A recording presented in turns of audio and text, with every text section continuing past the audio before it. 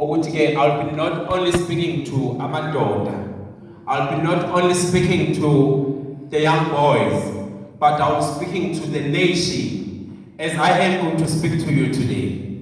I hope you're going to fasten your belt. Usisi Thobela ngaphandle was telling me ukuthi you guys niyathanda nokhala nongiyabazi nabantu besifazane.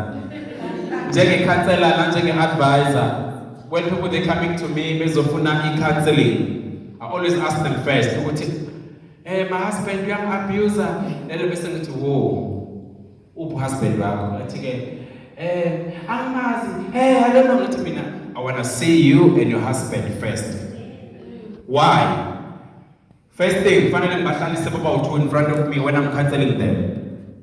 Because if I can start to talk to the lowest wesifazane kuphela, angithi nina niyakhala inyembezi your tears zigcwele la seduzane kini. No, that's how God created you. That's how God created you. Ukuthi nina fanele nihlezi nikhala. So I remember the other old lady, I was talking to her in Mpumalanga. She started to say, no, husband wami is doing this. I said, ngifuna nobaba nobawuthu. Ngahlala nabo bothu. I said to this man, but you were wrong. Ndoda ukwenza lokho. Nawe mama, you were wrong ukuthi wenze lokho. Look, nishaywa into encane in your marriage for 35 years in your marriage. Nifuna ukuzodivorce senina 60. Hi guys. Lahlani nomina wena nawo. You are a teacher at esikoleni la ufundisa khona, uprincipal la ufunda khona. Lahlani nomina ekhaya, umina akekho ukuthi ngumina. Manifike ekhaya your husband, wife ekhaya. Then they started to stop crying. And ngababona behold izandla kubo but we thank you ukuthi identify something ebesingayiboni nabantu bengayiboni ukuthi sine pride. But I'm so grateful today ukuthi ke ngizokhuluma nani.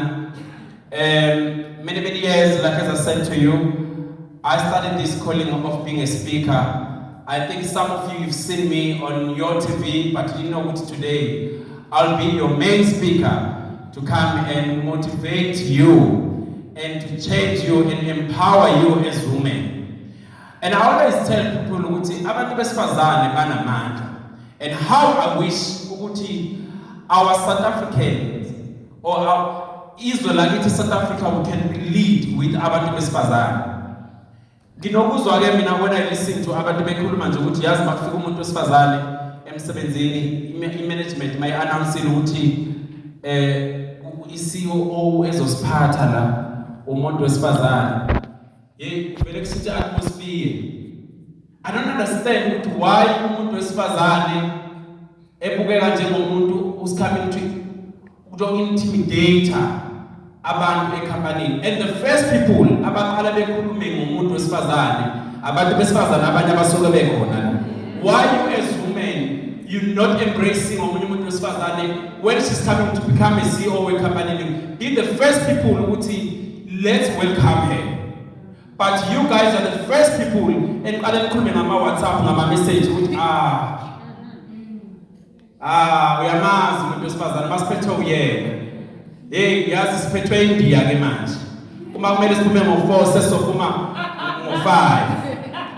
You women, you must start to embrace one another.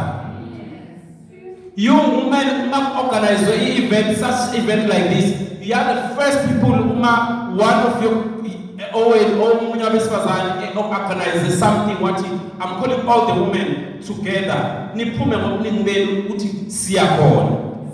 But sizoya kanjani ngoba i-organize ubani nalo.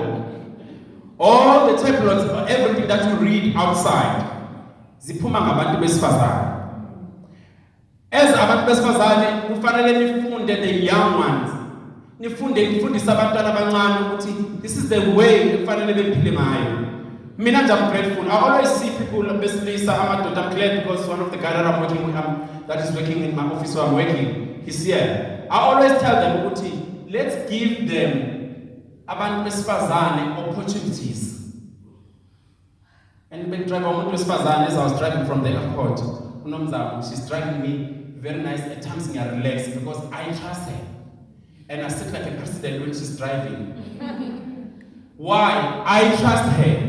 My younger sister, I used to teach them to say, listen, tomorrow I want you to be the leader. I don't want you to be the tail. I want you to be the head.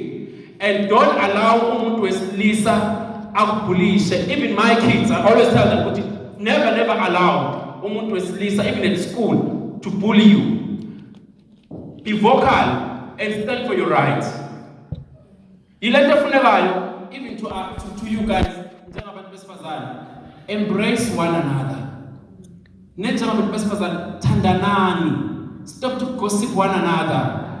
Inyekelana ukuhlebana njengabantu besifazane. Musanijabulisa ngoWhatsApp ukuthi umbonile. Can I tell you something? Amadoda siyakhuluma thina njengamadoda. Abantu besifazane bazokubheka emall ukuthi umbonile ihili lakhe. Njoba nilana nje niyabukana nehili nje ukuthi ihili adlala. Uze umvideolize lokugcala ama social network. Why don't you call this lady umbona ne high heel lakhe ukuthi hey ngoba ihili ngeke izothwala dlala noPentecost. Call her on the side, my sister. Why mama ufake leli elusize ukuthi kunokuthi uthathe ivideo uhlekise ngomunye usisters uhlekise ngayo indlela yonke. Let's empower one another. Let's respect one another. Asithandazane. You know what? I grew up where I'm from in KZN. Abo mama, they used to umama engenakho ukudla or ushukela to go to neighbor. Akhulume no neighbor ukuthi ke asiladlana nabantwana, we don't have food today. Atshela neighbor wakhe, uneighbor uzomnikeza ukuthi hambe uyokwenzela abantwana. Can I ask you, do you still do that as njengabantu besifazane? Some.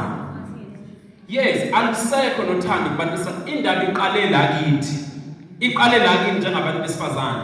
Ukuthi kufanele kube nothando, nokuhloniphana, kubuyise lento yoku-embrace